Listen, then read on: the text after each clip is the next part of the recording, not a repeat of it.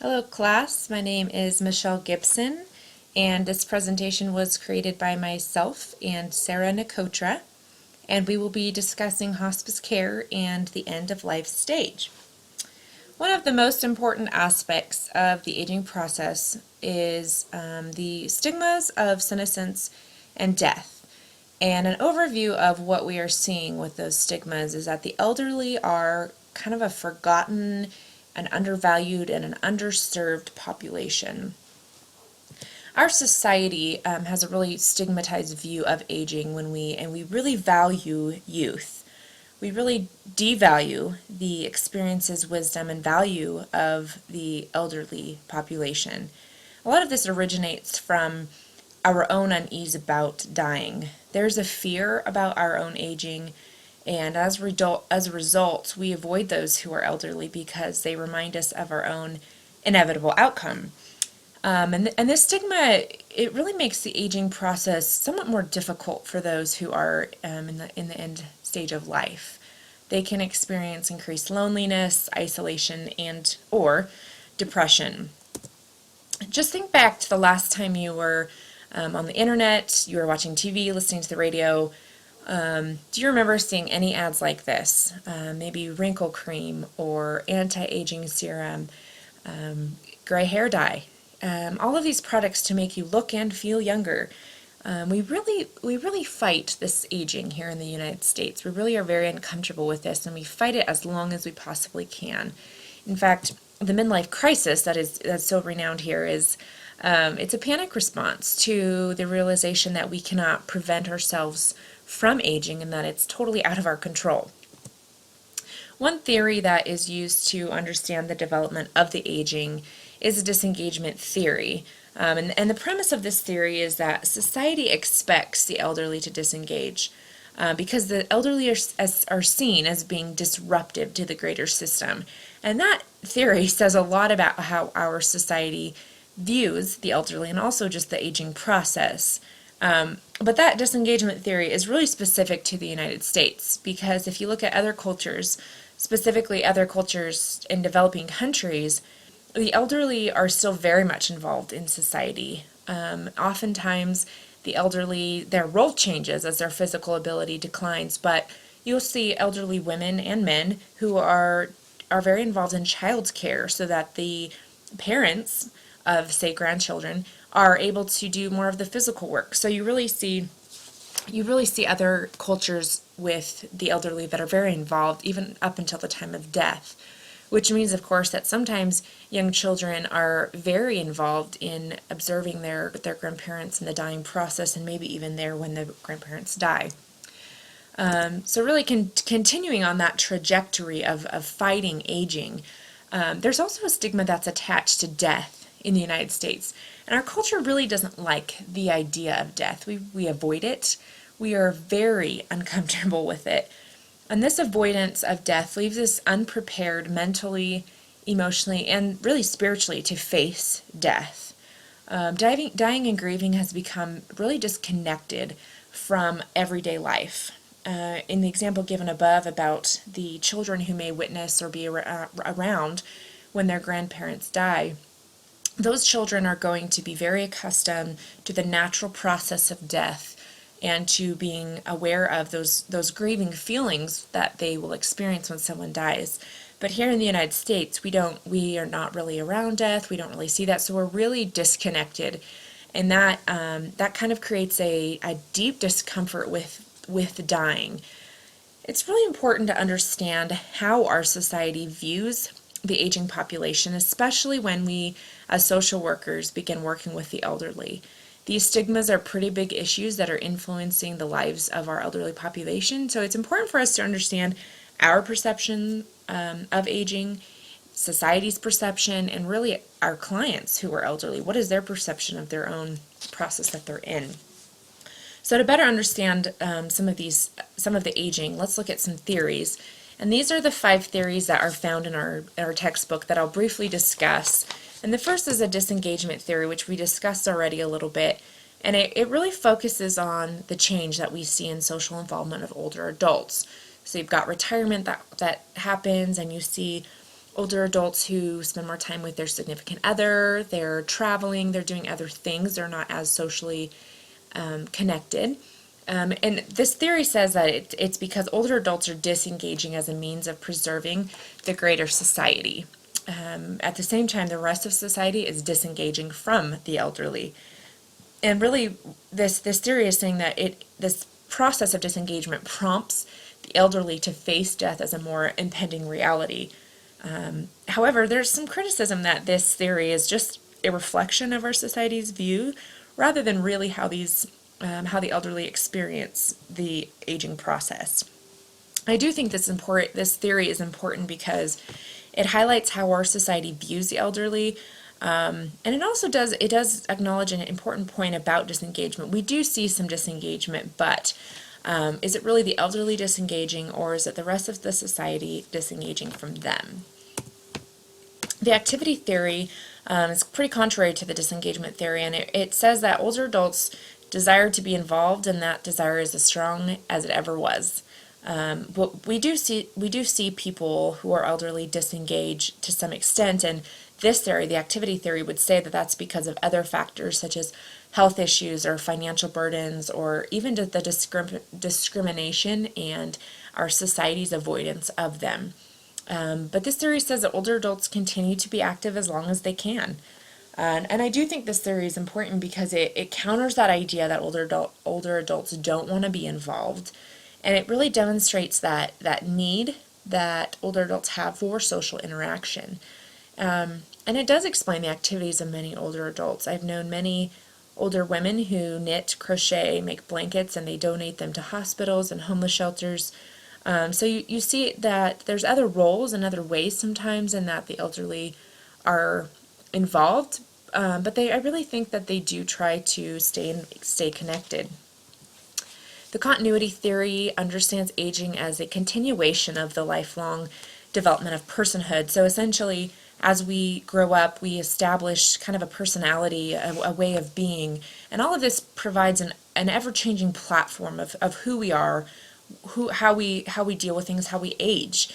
And this theory, it says that personhood of who we really are, it influences the way that we respond to the aging process. And really, aging is just an ongoing process of the person that they have always been. And I really like this theory because it's very person-centered. Whoever the aging person has been, it's still there. And I think that's really good to speak out against our society's stigmatized views about aging. Is, we mentioned that the elderly are very devalued. But really, this theory is just saying that it's the same person that's always there. They're just in an older body. And I think that's just really reassuring to us. Peck's theory of ego integrity. And this theory focuses on individuals achieving ego integrity through completing these 3 tasks. And the first one is ego differentiation versus work and role preoccupation. And what this theory is saying is that there's a process of verifying your self-worth through your relationships, primarily your family and friends, rather than determining your self-worth through past careers or even current physical ability. One way that we see this is parents who have recently become empty nesters. They focus on their relationship with their significant other. You see that change some, mostly for the positive. And they all of a sudden are doing these new hobbies. They're really invested in that phase of life. The second is body transcendence versus body preoccupation. And this is a good example of this is when you see someone who experiences a lot of physical decline, say they're wheelchair bound suddenly, and they overcome those physical limitations through cognitive, emotional, and social means. So they find ways to be happy despite all of the negative emotions surrounding their new physical limitations. And the third of this theory is the ego transcendence versus ego preoccupation. And this is when older adults start to face the reality of death in tangible ways, such as focusing on making life better for younger generations so that when they've gone, the world will be a good place or maybe even a better place, more secure, meaningful, and gratifying for those that you'll leave behind. The aging well theory says that successful aging requires engaging in life, being emotionally involved in your relationships, proactive in your health and your finances and your personal care and environment. I think this theory is important because it gives the idea of some control over aging, and it attempts to determine why there are such discrepancies in how people age. So if you are invested in all of those things, in your health, your finances, relationships, you're going to be healthy. But if you're not invested, you're not going to be healthy. And perhaps the biggest theory that is out there about aging, and this is the 8th stage of Erikson's psychosocial development.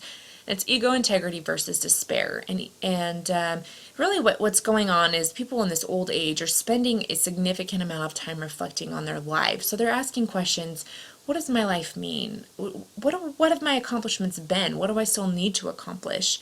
Really what these older adults are looking for is a sense of fulfillment and success. So trying to balance their life successes, what they've done well, and their life disappointments, what maybe the hurts they've experienced or mistakes that they've made or missed opportunities.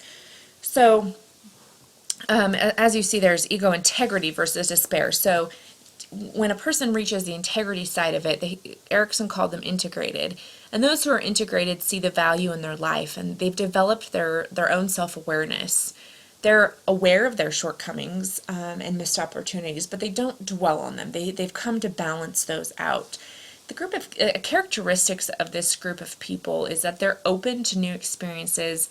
They have positive views of themselves. They're mature. They're accepting of uncertainty or ambiguity, and they have a high capability of moral reasoning. They're analytic thinkers.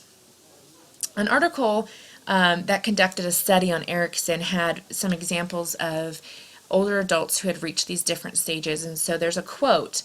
I have several quotes from them. And the first one is a 76-year-old male. And he was asked the question, overall, how do you think your life has gone so far? And this was his response: pretty good, pretty good. I'm pretty happy. I want to do more things, but you can't.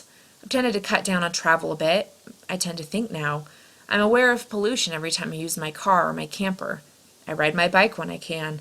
I'm trying to practice what a lot of people are giving lip service to.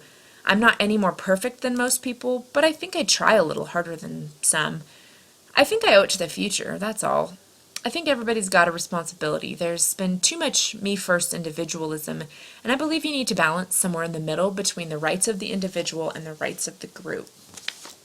This man reports that his life has been good overall. He's still active in life. And the key here is that he's philosophical in his understanding of life. He's looking at the whole picture and looking at what he has come to learn and what his life has meant. And that's the key here. The other end of the spectrum for Erikson was those who reached a sense of despair. And those who are despairing, they're depressed about their failures, their missed opportunities, and disappointments. And this is not an occasional thought of failure. It's a dominant emotion and thought. This person is very caught up in that sensation of just being disappointed in where their life has ended up.